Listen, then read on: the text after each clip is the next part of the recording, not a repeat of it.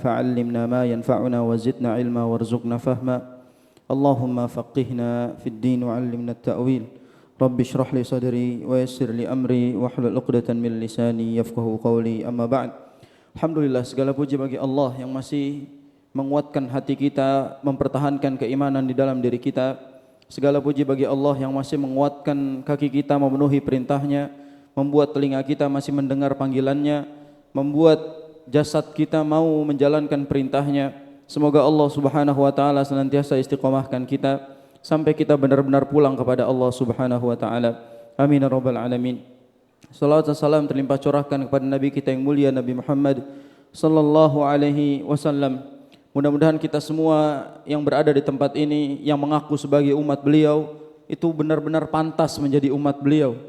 Karena sejatinya banyak orang yang mengaku-ngaku sebagai umat beliau sallallahu alaihi wasallam tapi justru malu menjalankan sunnahnya, enggan mengamalkan perintahnya, bahkan malas bersolawat atasnya.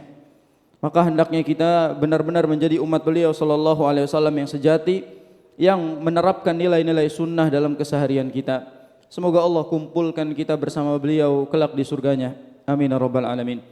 Teman-teman sekalian, alhamdulillah hari ini kita kembali berjumpa di Refresh Hati series yang sempat libur di bulan Ramadan, dan alhamdulillah Allah kembalikan kita kembali di majelis ini. Semoga Allah Subhanahu wa taala izinkan kita terus belajar sampai mati, izinkan kita terus beribadah sampai mati, dan izinkan kita untuk bermajelis sampai kita bisa bermajelis lagi di surganya Allah Subhanahu wa taala. Amin ya rabbal alamin. Para jamaah, teman-teman sekalian yang semoga Allah Subhanahu wa taala muliakan, sungguh kepergian Ramadan bukanlah menjadi alasan berhentinya kita dari terus beribadah kepada Allah Subhanahu wa taala. Terkadang kepergian Ramadan justru membuat hati kita jadi usang. Hati kita jadi kembali ke habitatnya. Hati kita menjadi kotor kembali sebagaimana sebelumnya. Padahal seharusnya perpisahan kita dengan bulan Ramadan itu menghasilkan sesuatu yang baru, menghasilkan sesuatu yang terupgrade. Dan salah satu yang harus diupgrade setelah bulan Ramadan adalah dosa-dosa kita yang dihapus oleh Allah Subhanahu wa taala. Dan itu inti dari adanya bulan Ramadan, di mana Allah menginginkan dosa-dosa kita dihapus, dosa-dosa kita diampuni. Maka kita benar-benar mendapatkan kesempatan untuk bertakwa kepada Allah Subhanahu wa taala. Sungguh seburuk-buruknya manusia adalah orang yang mengenal Allah hanya di bulan Ramadan saja. Antum tahu, bi'sal qaum la ya'rifuna Allah illa fi Ramadan. Seburuk-buruknya kaum adalah mereka yang tidak mengenal Allah kecuali hanya di bulan Ramadan saja. Jadi kalau kita hanya kenal kepada Allah di bulan Ramadan saja, kita hanya kenal Quran hanya di bulan Ramadan saja, kenal masjid hanya bulan Ramadan saja, kaki berdiri untuk qiyam hanya bulan Ramadan saja, bahkan puasa hanya bulan Ramadan saja, bi'sal qaum, itu adalah seburuk-buruk kaum. Maka kita jangan sampai menjadi orang-orang yang hanya beribadah kepada Allah karena momentumnya. Beribadahlah kepada Allah sampai kita berpulang kepadanya. Wa'bud rabbaka hatta ya'tiyakal yaqin. Beribadahlah kamu kepada Allah sampai datang kematian kepadamu. Teman-teman, hari ini kita akan membahas satu kelanjutan pembahasan kita dalam Refresh Hati series, yang mana kita beri judul adalah Jalan Pulang Hati yang Usang. Bagaimana hati yang sudah mulai usang ini kembali kepada Allah Subhanahu wa taala. Bagaimana hati yang berlumuran dengan dosa ini kembali kepada Tuhannya untuk berharap ampunan. Bagaimana kita yang jauh dari Allah Subhanahu wa taala kembali mendekat kepadanya. Sungguh kehadiran kita di rumah Allah ini, kehadiran kita di majelis ini bukan berarti kita ini orang yang saleh. Bukan berarti kita ini orang yang lebih baik daripada teman-teman kita. Bukan berarti orang yang sudah ngaji itu berarti orang yang lebih baik daripada orang yang tidak mengaji. Enggak ada jaminan. Kita ada di tempat ini karena Allah Subhanahu wa taala menginginkan hidayah. Kalau bukan karena hidayah dari Allah, hati kita juga kotor. Kalau bukan hidayah dari Allah, hati kita akan selalu usang. Dan kalau bukan bimbingan dari Allah, pasti kita akan mengikuti hawa nafsu dan hawa ajakan syaitan. Perhatikan firman Allah Subhanahu wa taala dalam surat An-Nur ini. Allah Subhanahu wa taala berfirman, "Ya ayyuhalladzina amanu la tattabi'u khutuwatis syaitan, wa may yattabi' khutuwatis syaitan fa innahu ya'muru bil fahsya'i wal munkar. Walaula fadlullahi 'alaikum wa rahmatuhu ma zaka minkum min ahadin abada." Walakinnallaha yuzakki man yasha wallahu sami'un alim. Kata Allah Subhanahu wa taala, "Wahai orang-orang yang beriman, janganlah kalian mengikuti jalan-jalannya syaitan.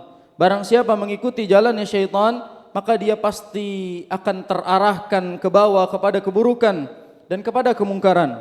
Lihat, ayat ini penting. "Walaula fadlullahi alaikum wa rahmatuh." Kalau bukan karena karunia dan rahmat Allah Subhanahu wa taala, ma zaka minkum min ahadin abada. Niscaya tidak ada seorang pun yang hatinya bersih. Tidak ada satu orang pun yang bisa dikatakan orang yang saleh. Tidak ada seorang pun yang pantas dikatakan baik. Kalau bukan karena fadlullahi wa rahmatuh. Kalau bukan karena karunia dan rahmat Allah Subhanahu wa taala. Walakinnallaha yuzakki man yasha. Akan tetapi Allah lah yang membersihkan jiwa siapapun yang ia kehendaki. Berarti semua jiwa yang usang yang bisa membersihkannya hanya Allah Subhanahu wa taala. Dan tidak ada jaminan satu kegiatan, satu amal saleh yang kita lakukan menjadikan kita seolah-olah bersih, memiliki jiwa yang bersih. Boleh jadi selama ini kita duduk di tempat yang suci namun hati kita kotor. Boleh jadi selama ini kita berada di circle yang bersih padahal hati kita sebenarnya kotor. Kita tidak tahu. Dan boleh jadi ada orang yang berada di tempat yang kotor, ternyata dia punya hati yang suci dan bersih. Maka dalam urusan jiwa yang tahu hanyalah Allah Subhanahu wa taala. Makanya Allah tutup, wallahu sami'un alim. Allah itu maha mendengar lagi maha mengetahui. Jadi Allah Subhanahu wa taala lebih tahu siapa di antara kita yang memang hatinya bersih, jiwanya bersih, yang sebenar-benarnya baik itu cuma Allah yang tahu. Kafir boleh terlihat alim, kafir boleh terlihat saleh.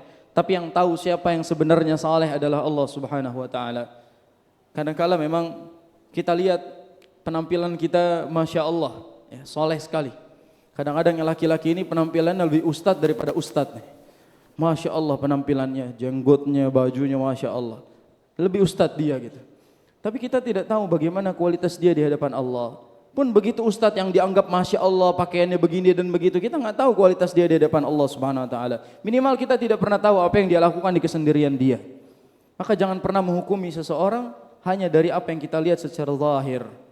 Tapi kita harus kembalikan kepada Allah Subhanahu wa taala. Lihat Nabi SAW di perang Khandaq itu mengatakan sebuah perkataan yang sampai sekarang harus kita ingat-ingat ini. Kata Nabi kita SAW, "Wallahi laulallahu mahtadaina wala tasaddaqna wala sallaina." Demi Allah, kalau bukan karena Allah, kita semua tidak akan mendapatkan hidayahnya. Kalau bukan karena Allah, kita tidak mungkin bisa bersedekah.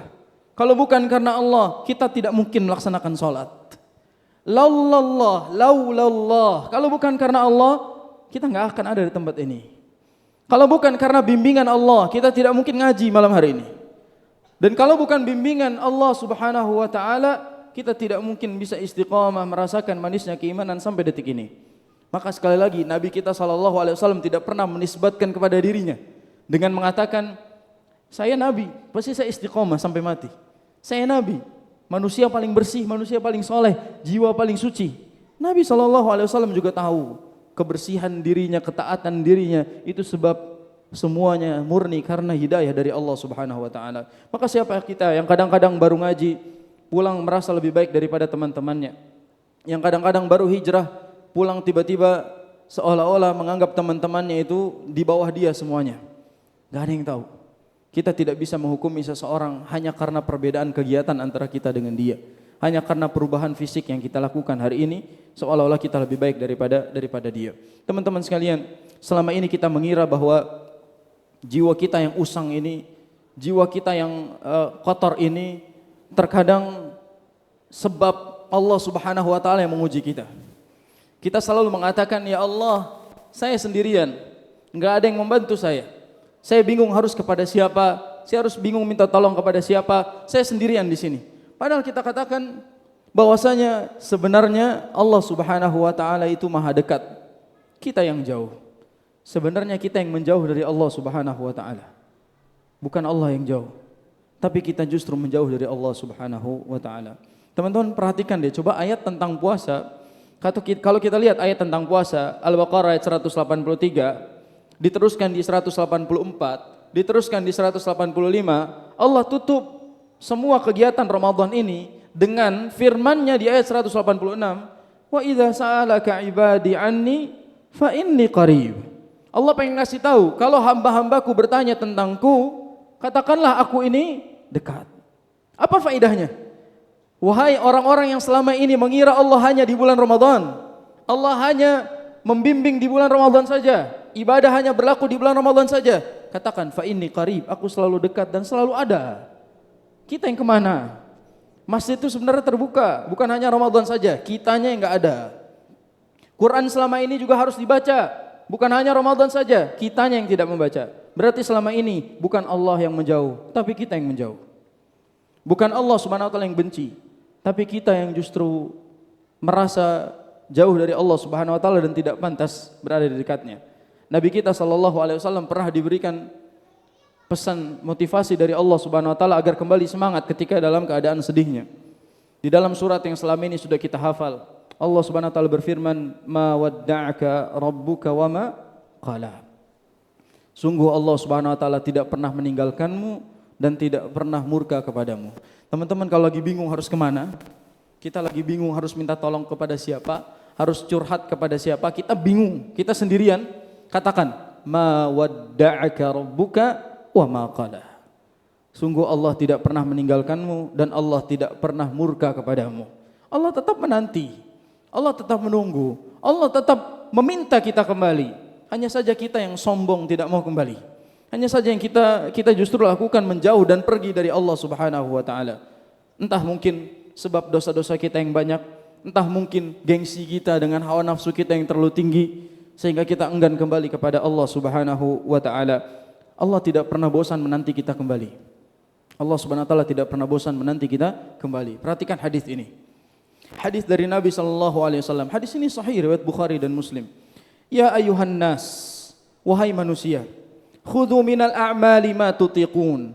Lakukan amalan yang kalian mampu kerjakan. Lakukan amalan yang kalian mampu mengerjakannya. Fa innallaha la yamallu hatta tamallu. Sesungguhnya Allah itu tidak pernah bosan sampai justru kalian sendiri yang bosan.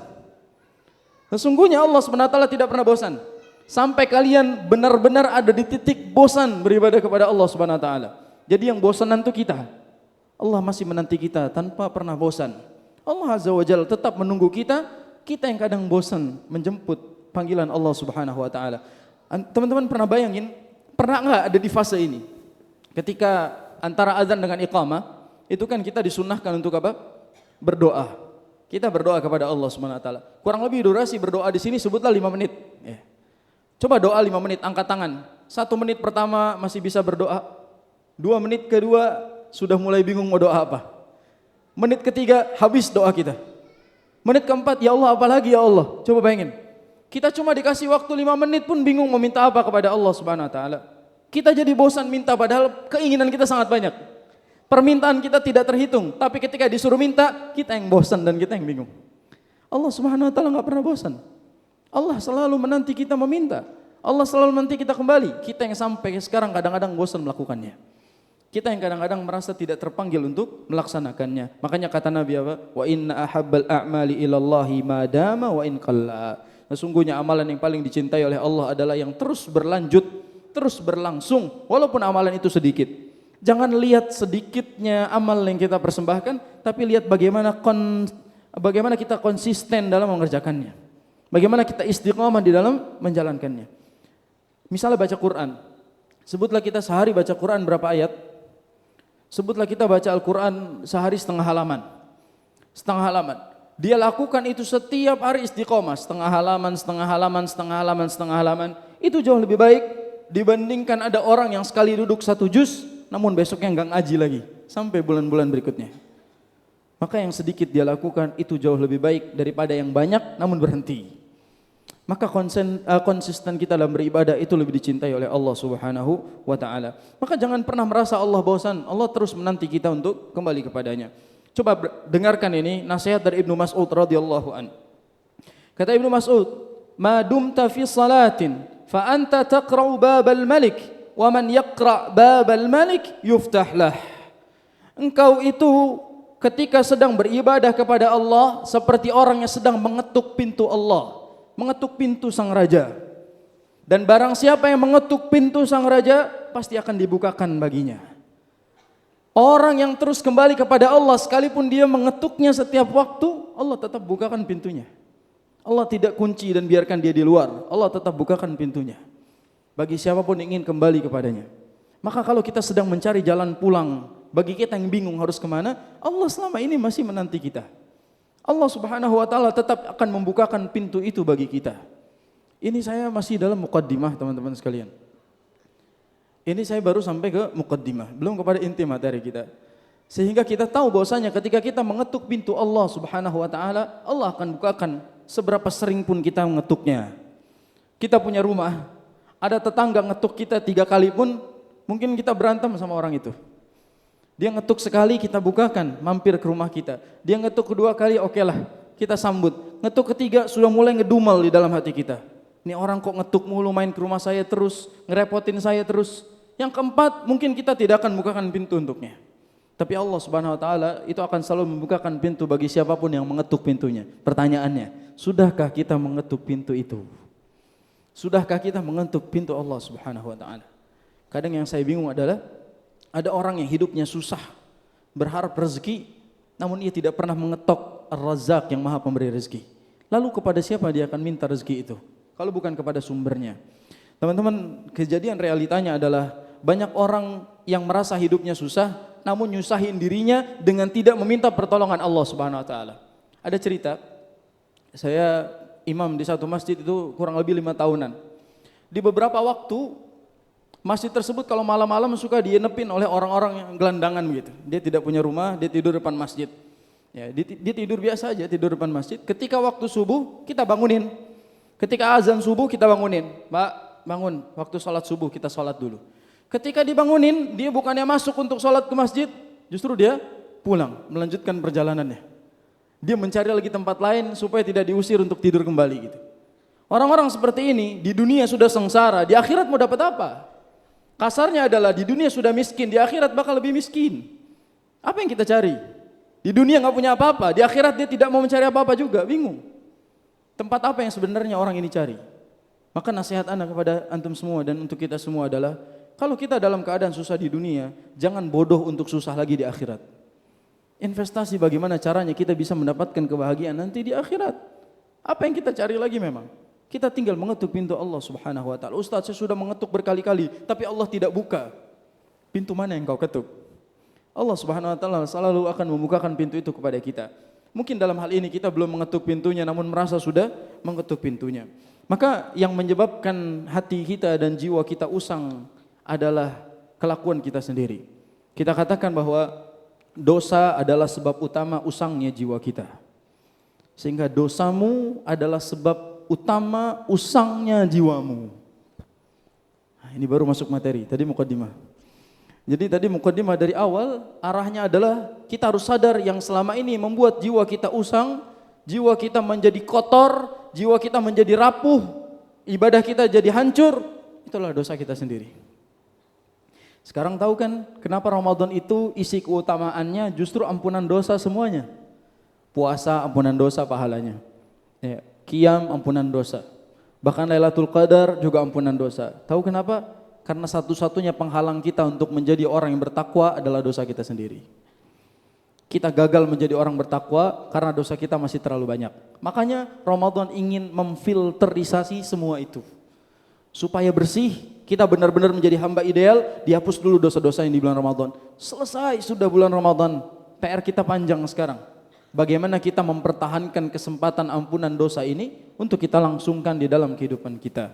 Kata Abdullah bin Abbas radhiyallahu anhuma, dosa itu efeknya sangat buruk buat diri kita. Kata beliau, wa inna lis-sayyi'ati sawadan fil wajhi wa dhulmatan fil qalbi wa wahnan fil badani wa nuqsan fil rizqi wa bughdatan fi qulubil khalqi. Kata Abdullah bin Abbas radhiyallahu anhuma, dosa itu menggelapkan wajah, menggelapkan hati, melemahkan badan, menyempitkan rezeki dan membuat orang benci kepada kita. Sekali lagi, dosa itu menggelapkan wajah, menghitamkan wajah, menggelapkan hati, mengurangi rezeki, melemahkan badan kita dan membuat orang benci hidup bersama kita. Jadi capek-capek skincare buat apa? Sebenarnya yang bikin wajah kita gelap adalah dosa kita sendiri. Maka yang lebih penting daripada skincare adalah iman care, adalah heart care. Bagaimana kita menjaga itu semua agar tetap glowing. Capek-capek bikin wajah glow up, ternyata dosa yang grow up. Ini quote of the day, kata-kata hari ini. Ya, capek-capek kita bikin diri kita glowing, padahal sebenarnya dosa kita ini yang bikin kita gelap. Capek-capek skincare, capek-capek perawatan ini dan itu, sibuk dengan perawatan fisik, padahal diri kita tidak tahu penyebab intinya ada dosa kita yang terlalu banyak menggelapkan wajah kita. Yang berikutnya juga dosa itu menggelapkan hati, menghitamkan jiwa, membuat gelap hati kita. Orang yang sudah digelapkan hatinya akan sulit untuk beribadah kepada Allah, bahkan sulit menerima nasihat. Kalau hatinya sudah terhalang, kalau hatinya sudah ada penyakit, akan sulit melakukan kebaikan apapun. Kalau hatinya sudah terkunci, tidak ada satupun pintu yang bisa masuk ke dalam dirinya. Tidak ada satupun nasihat yang bisa masuk melalui pintu apapun dalam dirinya. Hatinya sudah terkunci. Berikutnya juga dosa itu bisa melemahkan badan kita. Nah, sekarang tahu deh kenapa kita kalau tilawah baru 5 ayat sudah wafat. Itu karena dosa kita sendiri. Jadi kenapa kita selama ini kalau baru tilawah tuh baru setengah halaman tapi udah ngantuk banget, Masya Allah. Berat rasanya. Tapi ketika si aplikasi Quran ditutup, buka Instagram, buka TikTok, ya Allah 2 jam gak terasa. 2 jam nonton orang nge-live aja itu gak terasa gitu. Kita bisa habiskan waktu kita di situ. Tapi kalau baca Quran 2 jam, siapa yang pernah? 2 jam baca Quran, diam baca Quran 2 jam. Tapi orang main game, orang scroll sosmed, dia bisa. Kenapa begitu? Karena dosanya terlalu banyak. Mata ini menjadi berat sebab dosanya terlalu banyak. Telinga ini kalau dengerin merotal gak tahan lama. Tapi kalau denger Spotify list lagu-lagu setiap hari, subhanallah Spotify berlangganan. Qurannya tidak. Kita kadang-kadang Masya Allah Spotify kita berlangganan, Quran kita tidak berlangganan. Listnya isinya musik semua, kita gak pernah dengerin Quran. Sekalinya dengerin Quran, kejang-kejang. Saking banyak dosa kita. Nas'alullah al-afiyah. Dan kadang-kala juga fisik kita sangat lemah. Ketika kita sholat berdiri baru sebentar, langsung gemeter kaki kita. Itu karena banyaknya dosa kita, bukan karena kita yang sudah tua. Tapi iman kita yang menua. Banyaknya dosa kita membuat kita pada akhirnya susah untuk beribadah kepada Allah SWT. Jadi pahamnya sekarang kenapa sholat tarawih itu kayak lama banget bagi kita. Karena kita itu banyak dosanya. Tahu kan kenapa orang kalau puasa ngelihat jam lagi, pengen cepet-cepet maghrib lagi, pengen cepet-cepet maghrib. Itu karena dosanya terlalu banyak. Berat untuk beribadah kepada Allah SWT. Tahu kan kenapa di kajian tuh ngantuknya cepet banget? Itu karena banyaknya dosa kita. Maka beristighfarlah kepada Allah Subhanahu wa taala. Ustadz, kayaknya saya kalau duduk nontonin yang lain kuat tahan lama. Tapi kalau kajian Ustadz baru muqaddimah saya Masya Allah udah 5 watt ini. Dan memang itu bawaan dari dosa-dosa kita yang terlalu banyak. Beban itu yang membuat kita berat untuk menahan semuanya. Sehingga susah bagi kita beribadah kepada Allah. Ketika fisik kita lemah dalam beribadah, beristighfarlah. Sebab itu alasannya dosa kita. Berikutnya dosa juga bisa mengurangi rezeki. Sebab dosalah kita kadang-kadang gagal pada satu proyek. Sebab dosalah kita mungkin gagal mendapatkan kesempatan rezeki. Itu karena dosa yang kita lakukan. Terhalang oleh dosa-dosa yang kita lakukan. Juga orang-orang pada gak suka sama kita. Kita tuh dianggap troublemaker di circle. Itu karena mungkin banyaknya dosa-dosa kita yang membuat kita tuh jadi dibenci oleh banyak orang. Ya, selama ini kita berpikir bahwa ketika kita dibenci oleh teman-teman kita, kita paling soleh. Padahal kebalikannya. Jangan sok-sokan. Ketika kita udah hijrah, balik ke circle, saya ini semenjak hijrah dijauhi sama teman-teman Ustadz. Antum pikir setelah hijrah itu, ya gara-gara hijrah itu antum dijauhi? Bukan. Boleh jadi karena dosa-dosa lama itulah yang masih membekas, yang membuat orang gak mau bersama kita lagi. Maka jangan salahkan hijrahnya, tapi salahkan dosa kita yang terlalu banyak. Nah teman-teman sekalian, kita masuk ke poin intinya. Ketika hati kita usang, ketika jiwa kita sudah usang, apa yang harus kita lakukan? Kembalilah pulang kepada Allah Subhanahu wa taala sebagaimana yang Allah Subhanahu wa taala firmankan di dalam Al-Qur'anul Karim, di dalam surat Az-Zumar ayat 53 sampai 55. Jadi Allah tidak akan pernah berhenti memanggil dan meminta kita pulang kepadanya. Bagaimana Allah Subhanahu wa taala itu mengampuni dosa seluruh hambanya dengan memanggil lembut para hambanya pulang. Allah Subhanahu wa taala berfirman, "Qul ya ibadiyalladzina asrafu ala anfusihim la taqnatu min rahmatillah." Jadi solusi pertama bagi jiwa usang yang ingin pulang adalah jangan putus asa. Wahai hamba-hambaku yang telah melampaui batas, kata Allah Subhanahu wa taala. Allah Subhanahu wa taala memanggil lembut, wahai hamba-hambaku yang melampaui batas. Kita kadang-kadang orang buruk dikit ke kita, kata-kata kita tajam banget ke dia gitu. Tapi Allah Subhanahu wa taala dengan sekian banyaknya dosa kita masih lembut memanggil kita hamba-hambaku. Kita punya teman, tapi teman kita ngeselin, pasti kita nggak mungkin mau manggil dia teman lagi gitu. Tapi Allah Subhanahu wa taala sebanyak apapun dosa kita masih memanggil kita dengan panggilan hamba. Wahai hamba-hambaku, janganlah putus asa. Yang kedua apa? Innallaha yaghfirudz dzunuba jami'a. Sesungguhnya Allah mengampuni seluruh dosa. Berarti langkah kedua yang harus dilakukan adalah tobat, minta ampun kepada Allah Subhanahu wa taala. Tobat serius. Minta ampun kepada Allah Subhanahu wa taala meskipun kita belum bisa berhenti dari dosa, tapi terus minta ampun kepada Allah Subhanahu wa taala. Jadi tugas kita tuh bukan maksa berhenti dari dosa itu. Itu udah bawaan lahir tuh, setelan pabrik namanya. Kita pasti akan selalu melakukan kesalahan, itu setelan pabriknya.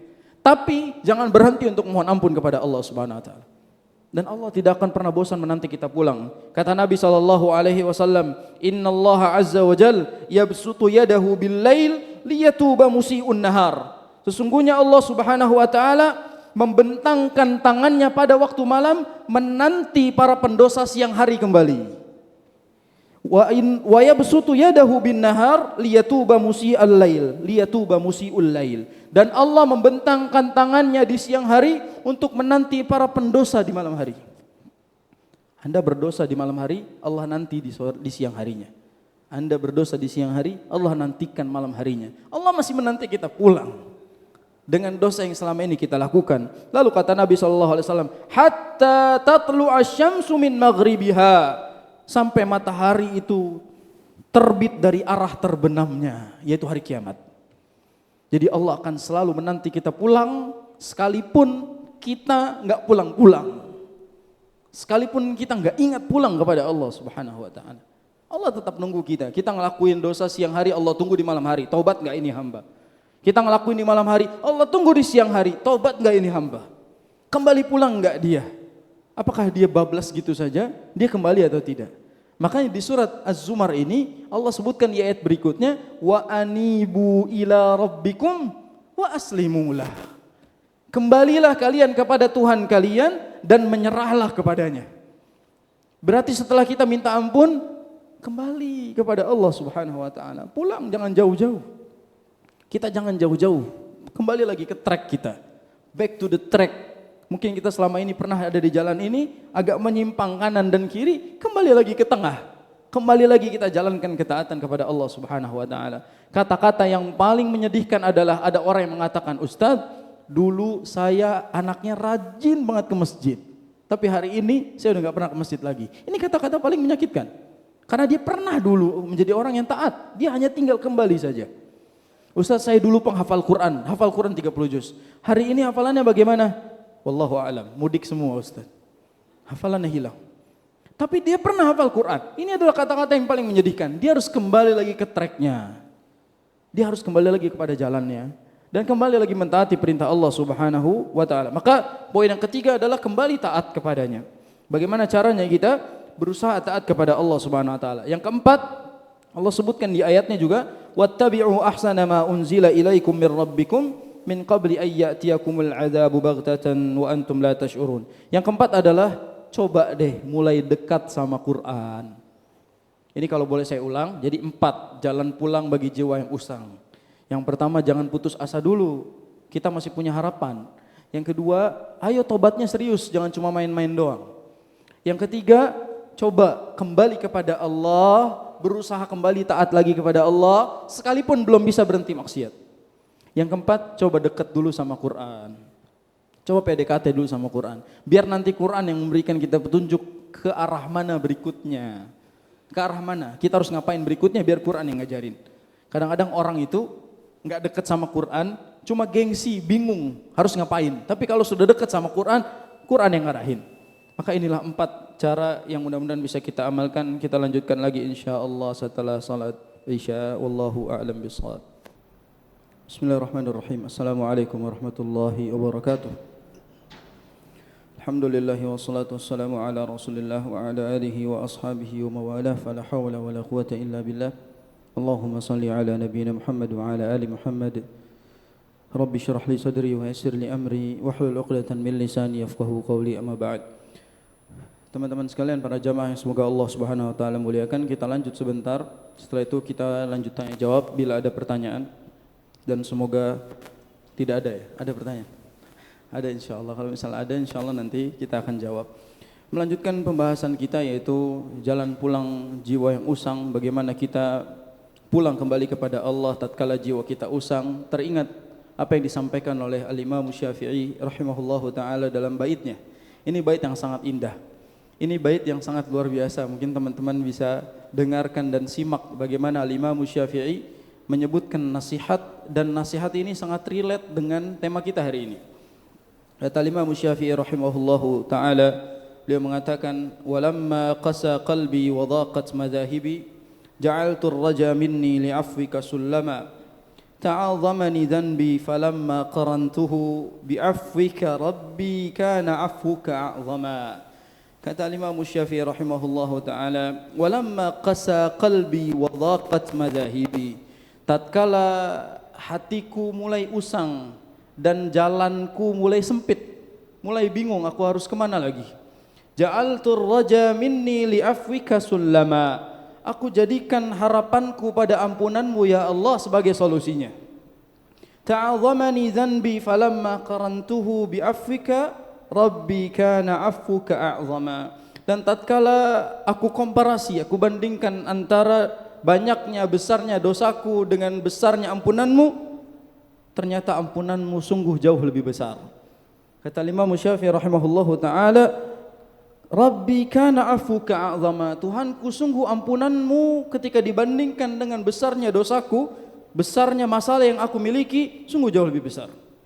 Al-Imam Syafi'i rahimahullahu ta'ala memberikan kita nasihat, falamma qasa qalbi, tatkala hati kita mulai mengeras, tatkala hati kita sudah mulai usang, tatkala hati kita sudah mulai kotor, wa dhaqat madhahibi, dan aku bingung harus kemana lagi.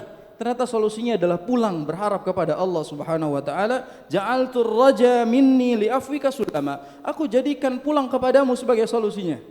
Aku berharap ampunanmu, aku pulang kembali kepadamu sebagai solusi dari setiap masalahku. Berarti tatkala jiwa kita usang, pulanglah kepada Allah Subhanahu wa taala yang sudah menanti dirimu. Dan tadi sudah kita sampaikan bahwasanya Allah Subhanahu wa taala, innallaha yaghfirudz dzunuba jami'a, sungguhnya Allah itu mengampuni seluruh dosa. Bahkan Allah Subhanahu wa taala menjanjikan orang-orang yang mau kembali, memohon ampun dan memperbaiki kesalahannya. Apa kata Allah? Illa man taba wa amana wa amila amalan shalihan faulaika yubaddilullahu sayyi'atihim hasanat. Yaitu kecuali orang-orang yang bertaubat, beriman, memperbaiki kesalahannya dengan amal saleh, maka Allah akan gantikan kesalahannya dengan kebaikan-kebaikan.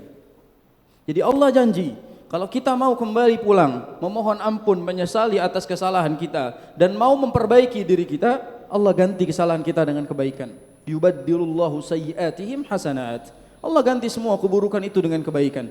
Dan itu janji dari Allah Subhanahu wa ta'ala. Dan Nabi kita juga sallallahu alaihi wasallam sudah menyampaikan pesan itu.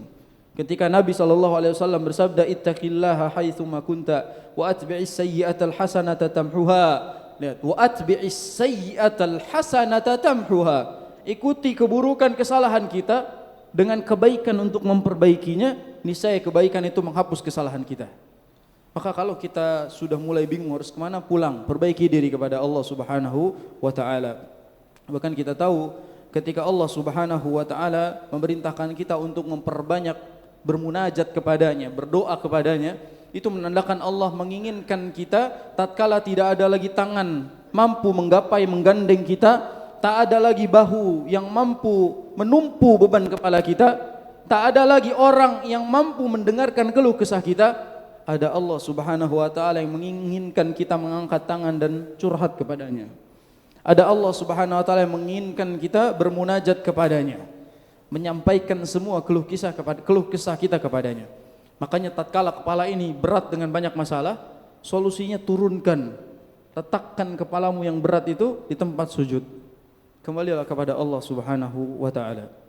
Makanya kita tahu Allah Subhanahu wa taala memerintahkan kita untuk berdoa itu alasannya supaya ketika semua telinga menutup, tidak mau mendengarkan masalah kita, semua telinga tertutup, semua pintu tertutup, ada Allah yang memanggil kita, wa qala rabbukum ud'uni astajib lakum.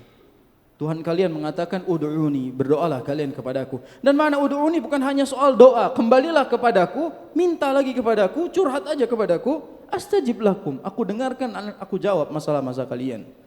Berarti Allah Subhanahu wa taala menginginkan kita justru kembali kepadanya, curhat kepadanya, biar solusinya Allah Subhanahu wa taala kasih. Apa kata Allah? Innal ladzina yastakbiruna an ibadati sayadkhuluna jahannama dakhirin. Barang siapa yang sombong dalam beribadah kepadaku, dan makna sombong di sini adalah dia tidak mau meminta kepada Allah, enggak mau curhat kepada Allah, enggak mau kembali kepada Allah. Sayadkhuluna jahannama dakhirin. Mereka akan masuk ke dalam surga berbondong-bondong. Jadi orang yang sombong tidak mau minta kepada Allah, mereka lah yang masuk ke dalam neraka berbondong-bondong. Wal'iyadzubillah, na'udzubillah min dzalik. Mereka masuk jahannam berbondong-bondong. Maka jangan sombong, minta kepada Allah. Ad-du'a huwal ibadah. Doa itu adalah ibadah yang harus kita praktekkan. Bahkan Allah marah kalau kita tidak berdoa kepadanya. Kata Nabi SAW, man lam yas'alillah ghadaballahu alaih. Barang siapa yang tidak memohon, meminta, curhat kepada Allah Subhanahu wa taala, Allah marah kepada dia. Allah enggak suka orang-orang yang tidak kembali kepadanya. Allah justru suka kita merengek kepadanya. Itulah kenapa episode ujian hidup kita enggak habis-habis. Episode ujian di dalam hidup kita enggak selesai-selesai. Tujuannya apa? Agar kita terus kembali kepada Allah Subhanahu wa taala. Manusia itu ketika diberikan rahmat, dia lupa kepada Allah, dan ketika diberikan musibah, ujian, dia baru ingat Allah Subhanahu wa taala. Ya udah deh, kasih ujian terus. Maka dia akan selalu ingat kepada Allah Subhanahu wa taala. Teruslah pulang kepada Allah sampai kita mendengar panggilan ini. Ini closing. Teruslah memenuhi panggilan Allah untuk pulang sampai kita berhasil mendengar panggilan ini. Kalau belum dengar panggilan ini, jangan berhenti untuk pulang kepada Allah Subhanahu wa taala. Jangan berhenti kembali kepada Allah. Allah berfirman di akhir surat Al-Fajr, "Ya ayyatuhan nafsul mutmainnah, irji'i ila rabbiki radiyatan mardiyah, fadkhuli fi ibadi wadkhuli jannati." Wahai jiwa-jiwa yang tenang, irji'i ila rabbiki, kembalilah pulang kepada Tuhanmu, radiyatan mardiyah, dalam keadaan Tuhanmu itu senang kepadamu dan kamu juga senang kepada Tuhanmu. Kamu diridhai oleh Allah dan kamu juga ridha kepada Allah Subhanahu wa taala. Fadkhuli fi ibadi, masuklah ke dalam golongan hamba-hambaku. Wadkhuli jannati, dan masuklah ke dalam surgaku.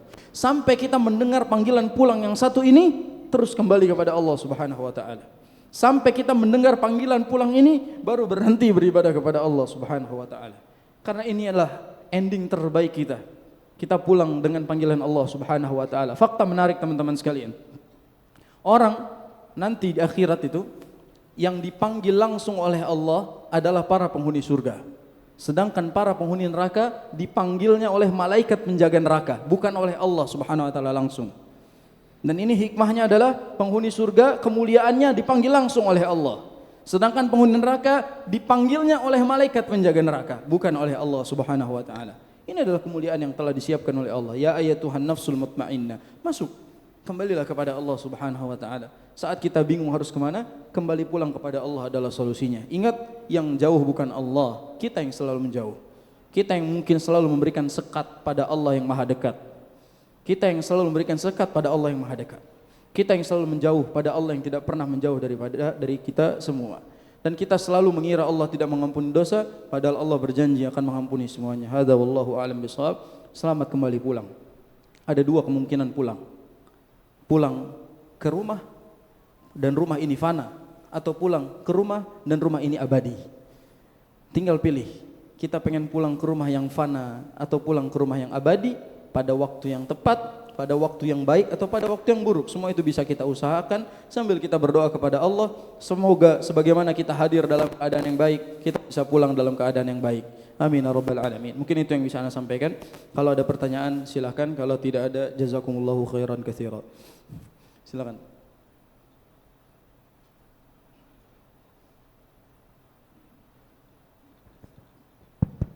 Nah, Ustaz, ada beberapa pertanyaan ternyata Ustaz.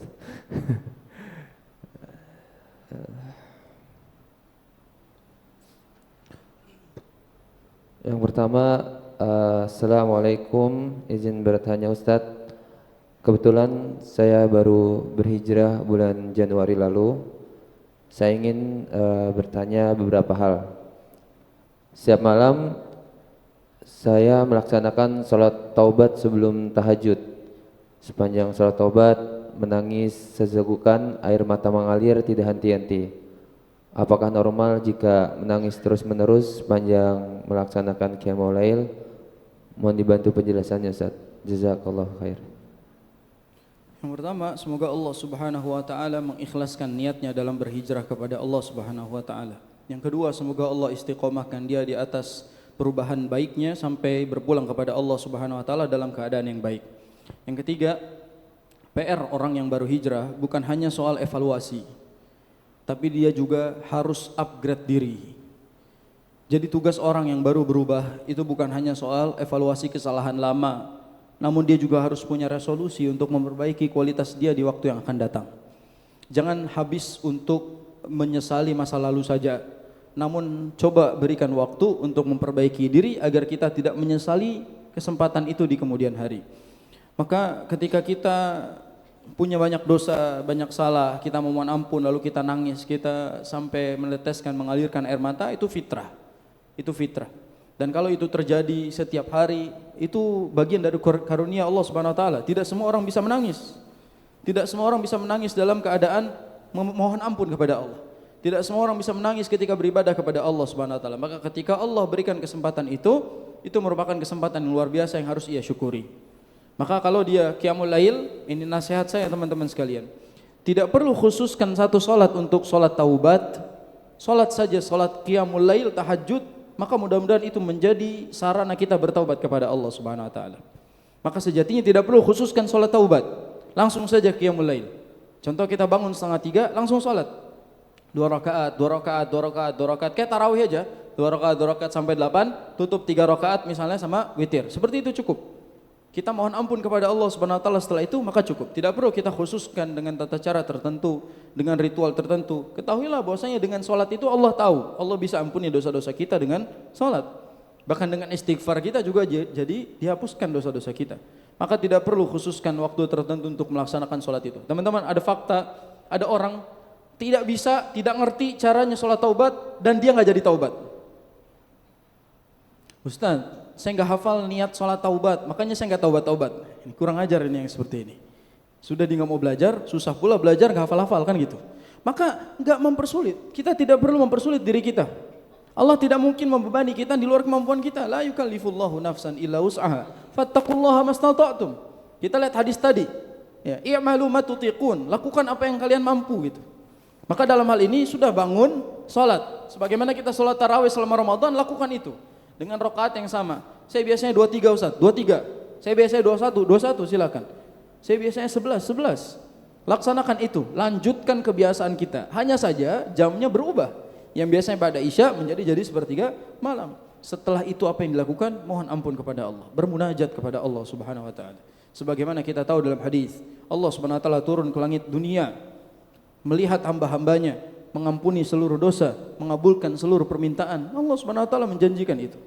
Dan ini waktu terbaik. Hikmahnya adalah ketika orang-orang terlelap lalai, kita dibangunkan oleh Allah, itu berarti kesempatan emas untuk bermunajat langsung kepada Allah Subhanahu wa taala secara intens. Maka teman-teman yang baru hijrah, coba dawamkan hal-hal yang simple-simple tanpa harus membuat kita melakukan amalan besar yang nanti bikin kita bosan. 1, istighfar saja yang banyak gitu. Berbanyak istighfar. Oke, setiap hari kita targetkan istighfar kita minimal berapa kali gitu. Sebutlah kita punya target sehari minimal 10 kali. Oke, buat. Jangan sampai ketinggalan 10 kali istighfar setiap harinya. Itu bagus. Kadang-kadang sekarang zikir yang pakai dipencet-pencet itu kepencetnya lebih banyak daripada zikirnya gitu. Loh, udah 100 saja ini. Dia refleks, padahal nggak baca gitu. Maka kalau misalnya mau seperti itu, buat target. Sehari saya mau istighfar minimal 10 kali, 20 kali gitu. Nah itu jauh lebih baik. Berikutnya bagi teman-teman yang baru hijrah, daripada sibuk menyesali kesalahan lama, cari majelis-majelis belajar upgrade dirinya dan bisa lebih baik ke depannya supaya tidak menyesal lagi di kemudian hari. Ya. Dan jangan ngomong lagi saya baru hijrah lagi, cukup. Jadi sekarang tidak boleh kita katakan saya baru hijrah Januari kemarin Ustaz. Nanti Desember ngomong lagi Januari kemarin saya baru hijrah Ustaz. Enggak selesai mu'alafnya gitu. Ya, kayak orang yang mu'alaf ngomongnya tahun kemarin saya mu'alaf, 2 tahun lalu saya mu'alaf, 3 tahun lalu saya mu'alaf. Enggak usah disebut lagi. Cukup. Dia sudah dapat hidayah dari Allah Subhanahu wa taala, ya Allah, istaqim. Kata Nabi SAW, Qul amantu billahi thumma istaqim. Katakanlah aku beriman kepada Allah, kemudian istiqomahlah. Enggak usah banyak cari validasi dan sampaikan kata-kata itu lagi. Semoga Allah istiqomahkan. Barakallahu fiik. Baik Ustaz, untuk pertanyaan kedua. Assalamualaikum Ustaz, izin bertanya. Keadaan saya saat ini sedang down banget karena banyak hajat yang belum dikabulkan. Bahkan sampai saat Ramadan kemarin, saya nggak bisa fokus ibadah saking nggak tenangnya hati ini. Sampai mikir, aku ngelakuin dosa apa ya sampai Allah nggak ngizin aku buat fokus ibadah di bulan penuh ampunan itu. Dan sampai saat ini keadaan saya pun belum sepenuhnya tenang padahal sudah berdoa tiap hari. Apa yang harus saya lakukan saat saya takut nikmat ibadah saya dicabut?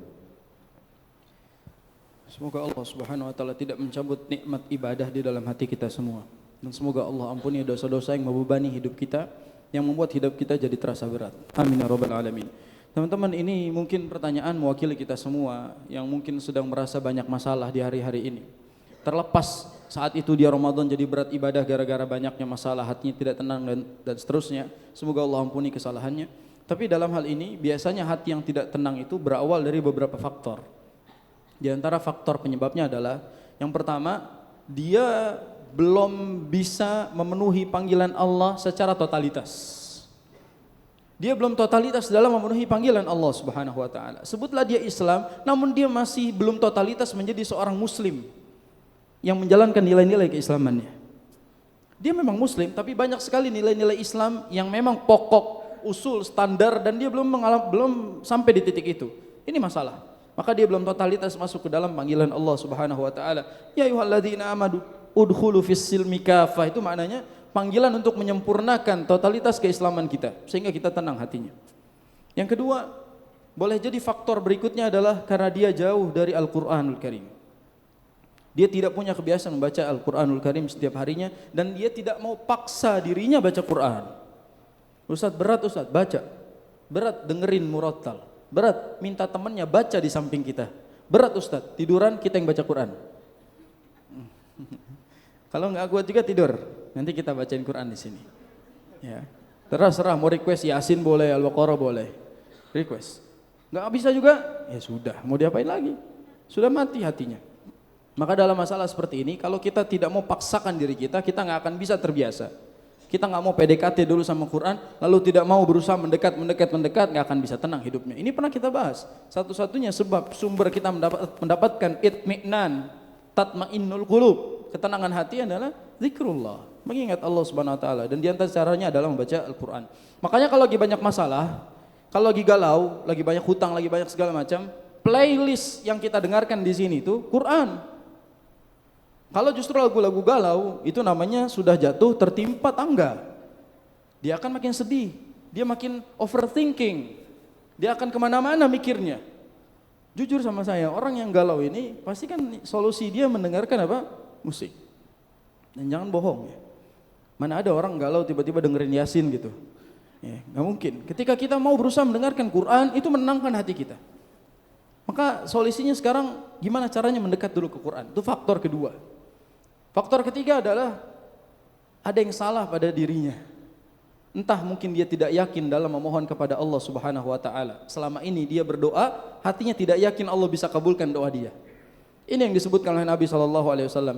Innallaha la yaqbalu. Allah Subhanahu wa taala tidak terima doa min qalbin ghafilin lahin. Allah tidak terima doa orang yang hatinya lalai dan enggak yakin Allah bisa kabulkan. Makanya Nabi SAW bilang ud'ullaha wa antum muqinuna bil ijabah. Berdoalah dalam keadaan hati kalian yakin bakal diijabah. Jangan sampai ketika kita berdoa kita katakan, ya Allah, yang kemarin juga belum, yang kemarin aja dulu ya Allah. Nah ini berarti nggak yakin. Maka dia tidak ada rasa yakin dalam hatinya dalam berdoa kepada Allah. Atau dia katakan, ya Allah, saya udah minta setiap hari kok nggak dikabul-kabulin. Perlu 86 tahun kurang lebih bagi Nabi Ibrahim sampai doanya dikabulkan punya anak. 86 tahun. Ini anak yang ngedoa umurnya baru 26 tahun mungkin. 27 tahun. Dia berdoa baru 2 hari. Terus tiba-tiba ngomong seperti itu. Tidak sama komparasinya dengan orang-orang yang jelas derajatnya di atas kita para nabi. Perlu waktu belasan tahun bagi Nabi Ayub sampai Allah kabulkan penyakitnya sembuh. Maka siapa kita? Perlu waktu yang lama sampai Allah Subhanahu wa taala mengabulkan itu. Lamanya durasi Allah mengabulkan doa bukan karena Allah tidak mampu, tapi karena Allah tahu waktu yang paling tepat mengabulkan doanya. Maka kalau doa kita belum dikabulkan, katakan, ya Allah, saya tahu ini belum waktunya. Tapi berikanlah, kabulkanlah doaku saat aku siap dan waktu yang tepat. Itu doa yang baik. Kita berhusnudzon kepada Allah Subhanahu wa taala. Maka ini yang bisa kita lakukan. Semoga Allah Subhanahu wa taala berikan ketenangan kepada kita. Pertanyaan terakhir. Sudah habis? Terima kasih banyak. Barakallahu fikum. Kita sampai di sini insyaallah taala dan mudah-mudahan kita bisa lanjut lagi pada pertemuan yang akan datang. Semoga istiqamah dan semoga Allah Subhanahu wa taala berikan kita kekuatan untuk beribadah kepada Allah Subhanahu wa taala. Saya selalu berdoa setiap hari, semoga Allah terima amal, ampuni dosa. Jadi kalau minta doa kayak gini tuh jangan pas orangnya udah mati. Semoga Allah terima amalnya, ampuni dosanya pas masih hidup. Minta husnul khotimah itu bukan pas sudah mati baru didoain husnul khotimah, tapi dari sekarang. Ya Allah, terima amalku, ampuni dosaku, dan berikanlah aku husnul khotimah. Itu doa kita hari ini, supaya kita benar-benar bisa mempersembahkan yang terbaik kepada Allah Subhanahu wa taala. Itu yang mungkin bisa saya sampaikan, kurang lebihnya mohon maaf apabila ada kata-kata yang melukai, ada kesalahan pada ucap dan sikap, semoga Allah ampuni dan teman-teman bisa maafkan. Kita tutup, subhanakallahumma bihamdika asyhadu an la ilaha illa anta astaghfiruka wa atubu ilaik. Wa sallallahu ala nabiyyina Muhammadin wa ala alihi wa ashabihi ajma'in. Barakallahu fikum. Assalamualaikum warahmatullahi wabarakatuh. Waalaikumsalam.